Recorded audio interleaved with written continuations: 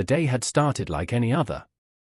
The sun peeked through the curtains, casting a golden glow across the bedroom. I stretched lazily before making my way to the bathroom for a hot shower.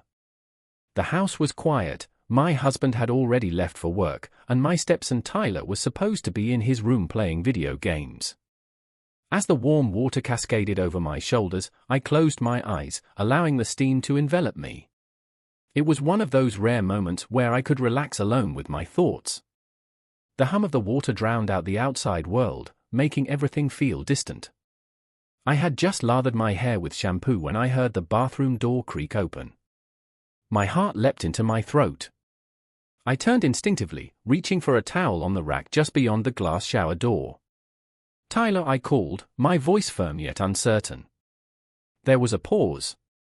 "Oh, I didn't know you were in here," Tyler's voice stammered from the doorway. Panic and embarrassment surged through me. "Tyler, get out," I said hastily, wrapping the towel around myself. "I'm sorry," he muttered before quickly pulling the door shut behind him. I stood frozen for a moment, my heart pounding. I hadn't locked the door. It had never been an issue before. Tyler had always been respectful of my privacy, and we had an unspoken rule about knocking.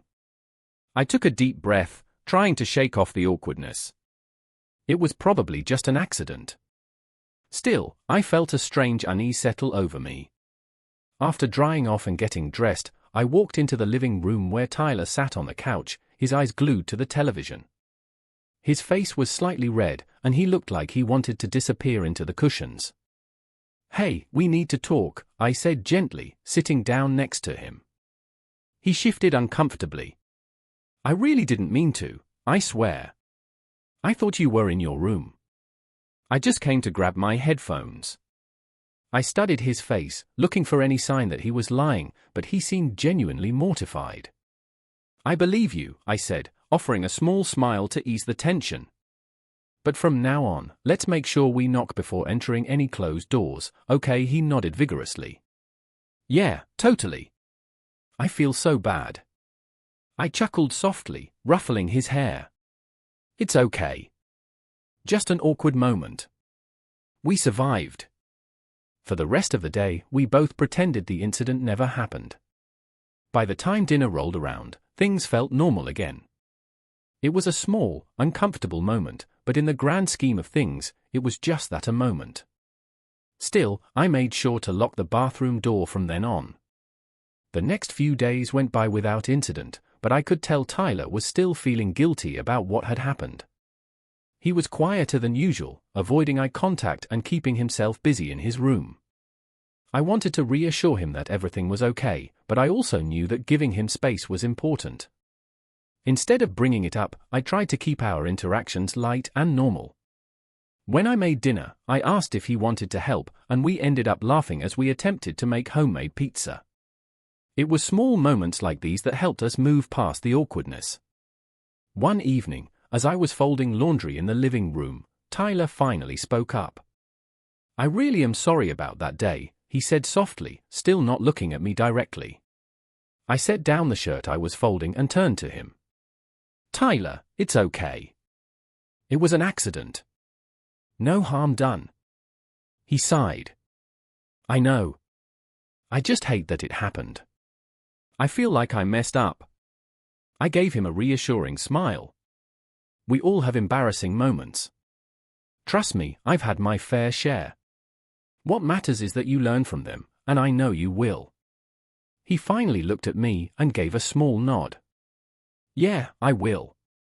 From that moment on, things slowly started to return to normal.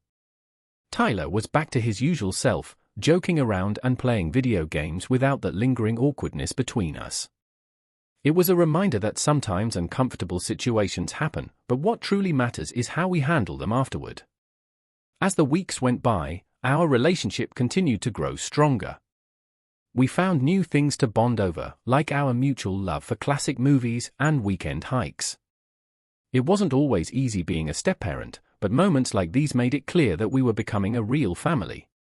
One day, as we sat on the back porch watching the sunset, Tyler turned to me and said, "Thanks for not making a big deal out of everything. I really appreciate it." I smiled.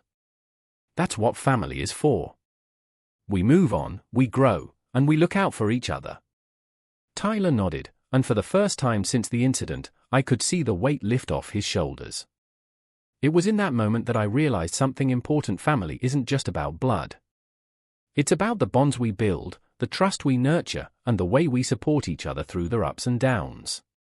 That day in the shower might have been an awkward mishap, but it led to a deeper understanding between us, and for that, I was grateful. From then on, we both made sure to respect each other's space, and most importantly, to always knock.